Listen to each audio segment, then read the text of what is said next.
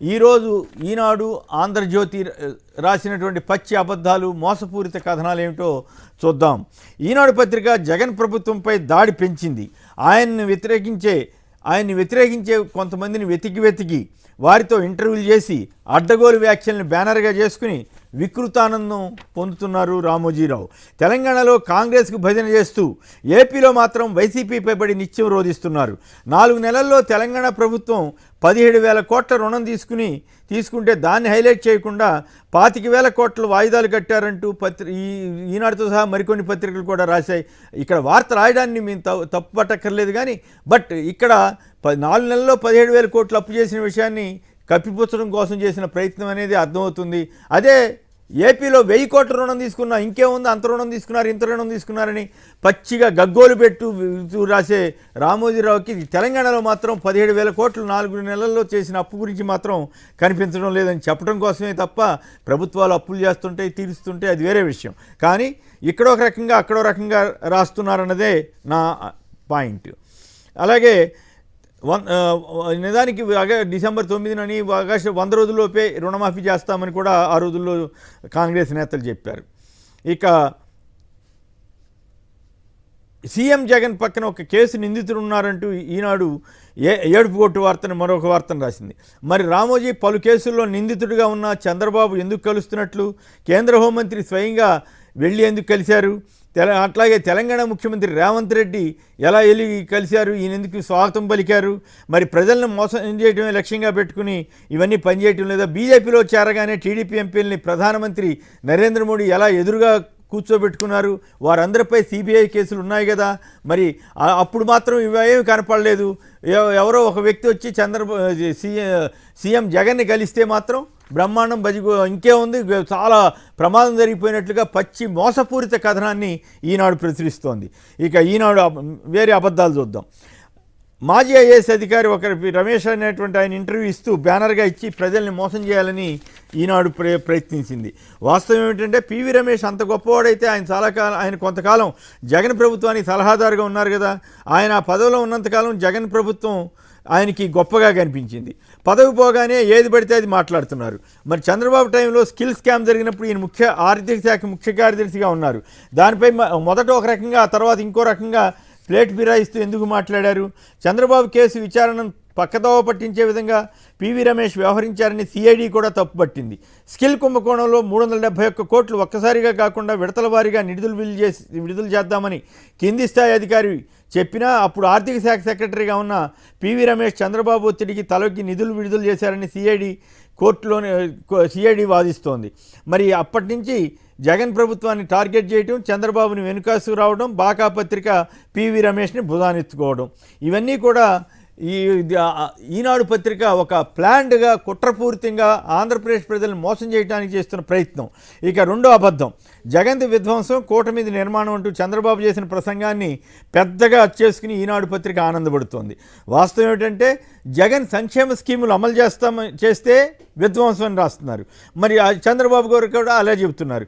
మరి చంద్రబాబు అందుకు 5 రెట్లు ఎక్కువ సంక్షేమం అమలు చేస్తామని చెబుతుంటే ఈనాడు రామోజీకి అది విధ్వంసంలా కనపడటం లేదు.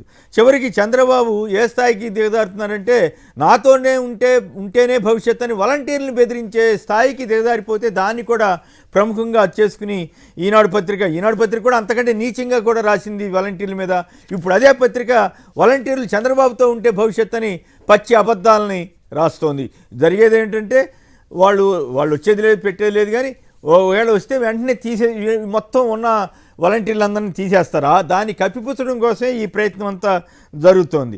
2014లో 650 హామీలు ఇచ్చి అధికారంలోకి రాగానే ఆ హామీలన్నింటినీ విధ్వంసం చేసింది ఎవరు, బీజేపీతో పొత్తు పెట్టుకుని ప్రత్యేక హోదాను ధ్వంసం చేసింది ఎవరు, జాతీయ ప్రాజెక్టుగా పోలవరం కేంద్రం కడతామంటే వద్దు మేమే కడతామని తీసుకుని ఆ ప్రాజెక్టును విధ్వంసం చేసింది ఎవరు, చంద్రబాబు కాదా?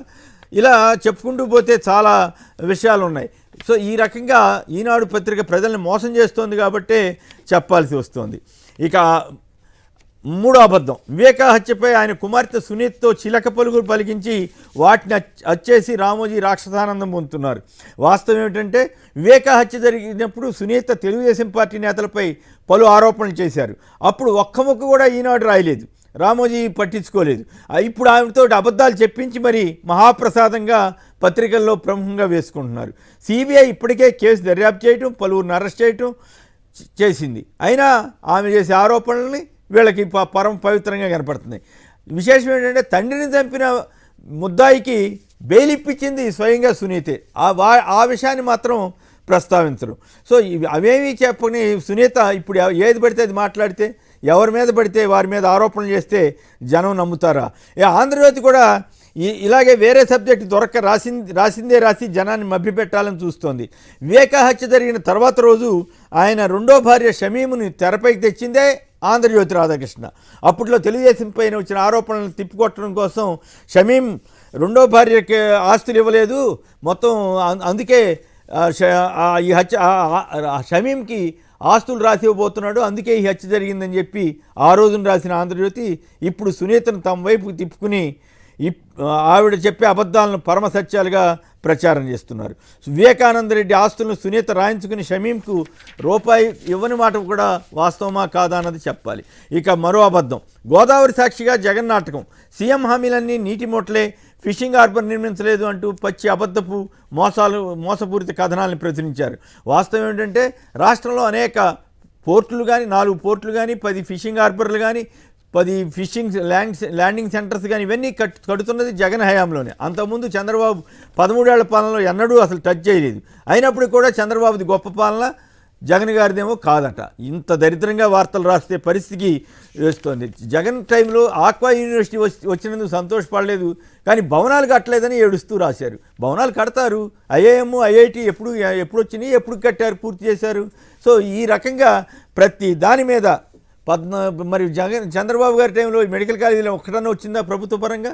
మరి ఇప్పుడు జగన్ గారు తీసుకొస్తే దాంట్లో మెడికల్ కాలేజీకి అది కట్టలేదు, ఇది కట్టలేదని ఈ రకంగా మోసం చేయడమే ధ్యేయంగా పెట్టుకుని రామోజీ పనిచేస్తున్నారు. ప్రజలు అర్థం చేసుకుని అందుకే జగన్ గారి సభలకు ఆ రకంగా పెద్ద స్థాయిలో పెద్ద ఎత్తున వస్తున్నారు. ఇక చివరిగా ఇంకొకటి ఏంటంటే బట్టల బడాయి, రోగుల బువ్వకు బకాయి అంటూ ప్రభుత్వ ఆసుపత్రుల మీద ఎంతసేపు ప్రభుత్వ ఆసుపత్రుల మీద పడి ఆడవటం, ప్రభుత్వ స్కూళ్ళ మీద పడి ఆడవటం, అవి రెండు చంద్రబాబు టైంలో అధ్వాన్నంగా ఉంటే అప్పుడు ప్రైవేట్ రంగంకే మొత్తం డబ్బులని వెళ్తుంటే వీళ్ళకి చాలా ఆనందంగా ఉంది రామోజీకి. ఇప్పుడు ప్రభుత్వ ఆసుపత్రులను బాగు చేస్తుంటే మాత్రం ఇలాంటి చెత్త కథనాలు రాసి ప్రజల్ని మోసం చేయడానికి ప్రయత్నిస్తున్నారు.